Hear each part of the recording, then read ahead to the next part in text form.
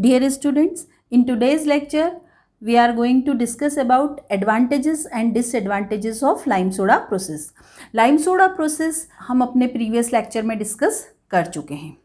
So let's start with advantages of lime soda process. So first advantage of lime soda process is that it is economical process. यह process economical होती है, बहुत ज़्यादा expensive नहीं होती है.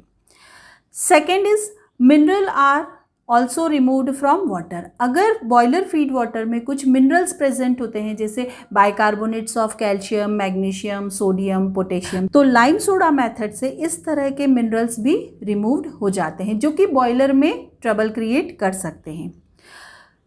Third is suspended matter and turbidity are also removed.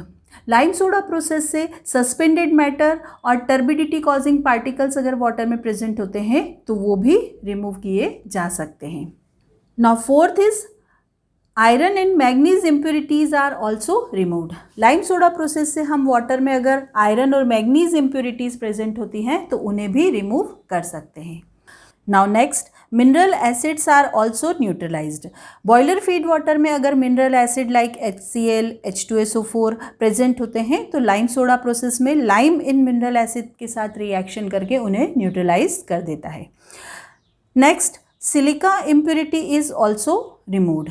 अगर boiler feed water में सिलिका इम्प्योरिटी प्रेजेंट होती है तो इस मेथड से हम सिलिका इम्प्योरिटी को भी रिमूव कर सकते हैं. सिलिका इम्प्योरिटी अगर बॉयलर फीड वाटर में प्रेजेंट होती है तो ये आगे जाके कैल्शियम मैग्नीशियम सिलिकेट के फॉर्म में स्केल फॉर्मेशन कर सकती है जो कि बहुत ही हार्ड और स्टिकी स्केल होता है. इसके अलावा सिलिका के पार्टिकल्स कुछ वियर एंड टेयर कर सकते हैं, कुछ एब्रेशन कर सकते हैं. तो इसलिए सिलिका की इम्प्योरिटी को रिमूव करना बॉयलर फीड वाटर से बहुत इसेंशियल होता है. Now next, treated water is alkaline in nature.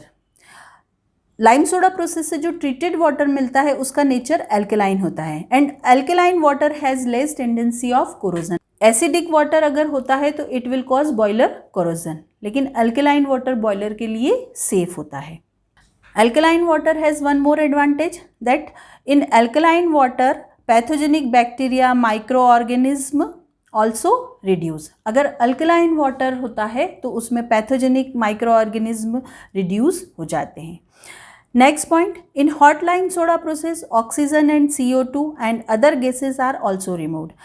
Hot lime soda process elevated temperature पर की जाती है. 80 to 100 डिग्री सेंटीग्रेड के बीच यहाँ पर टेम्परेचर मेंटेन किया जाता है. इसलिए वाटर में जो डिजॉल्व गैसेस होती है जैसे ऑक्सीजन, CO2 या कोई अदर गैसेस हुई जो कि बॉयलर में कोरोजन के लिए रिस्पॉन्सिबल होती है तो ये गैसेस भी रिमूव हो जाती हैं. So these are the advantages of lime soda process. Now next, disadvantages of lime soda process. First disadvantage, it requires full-time trained personnel to run equipment. Lime soda process को run करने के लिए हमें एक full time trend person की requirement होती है क्योंकि इस प्रोसेस में लाइम सोडा का कैलकुलेटेड अमाउंट डाला जाता है और ये जो कैलकुलेटेड अमाउंट हम लाइम सोडा का ऐड करते हैं ये अमाउंट वाटर की हार्डनेस के अकॉर्डिंग होना चाहिए. तो जो भी पर्सन लाइम सोडा प्रोसेस को रन करेगा उसे वाटर की हार्डनेस कैलकुलेट करना आना चाहिए और इस हार्डनेस के अकॉर्डिंग लाइम सोडा का अमाउंट कैलकुलेट करना आना चाहिए. Now next, for economical and efficient softening, it requires careful operation and skilled supervision. अगर हम इस प्रोसेस को इकोनॉमिकल और इफ़िशियंट बनाना चाहते हैं तो इस प्रोसेस में स्किल्ड सुपरविज़न रिक्वायर्ड होता है क्योंकि अगर हम लाइम सोडा का अमाउंट एक्सेस में डालेंगे तो ये प्रोसेस इकोनॉमिकल नहीं रह जाएगी और जो एक्सेस अमाउंट में लाइम सोडा केमिकल ऐड किया गया है वो आगे जाके बॉयलर में ट्रबल क्रिएट करेगा. और अगर लाइम सोडा का अमाउंट रिक्वायर्ड अमाउंट से कम डाला गया है तो रेसिड्यूअल हार्डनेस वाटर में रह जाएगी.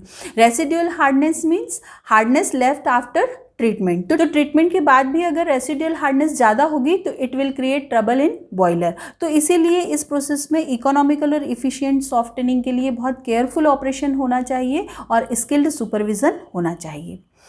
Now next point, the process is not automatically adjust itself according to variation in hardness of water.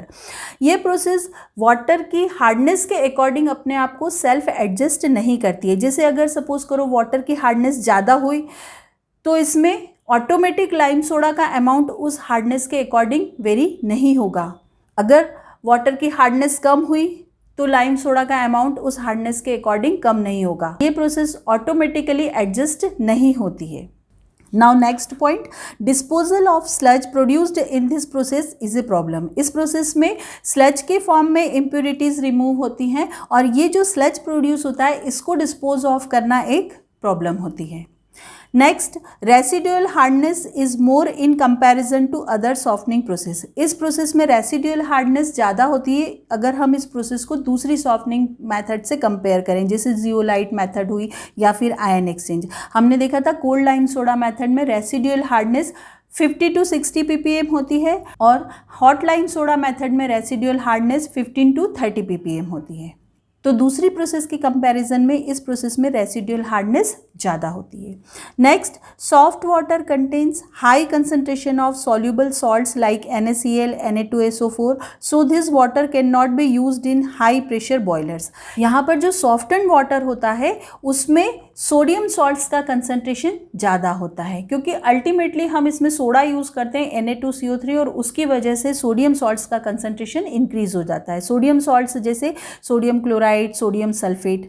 तो ऐसा वाटर जिसमें सोडियम सॉल्ट का कंसंट्रेशन ज़्यादा होता है उसको हाई प्रेशर बॉयलर में यूज़ नहीं किया जा सकता है। So soft water obtained by this process can not be used in high pressure boiler. So these are the disadvantages of lime soda process. So this is all about advantages and disadvantages of lime soda process. So students, अगर आपको ये video अच्छा लगा है तो इसे like कीजिएगा, share कीजिएगा और मेरे चैनल इजी इंजीनियरिंग केमिस्ट्री को सब्सक्राइब कीजिएगा।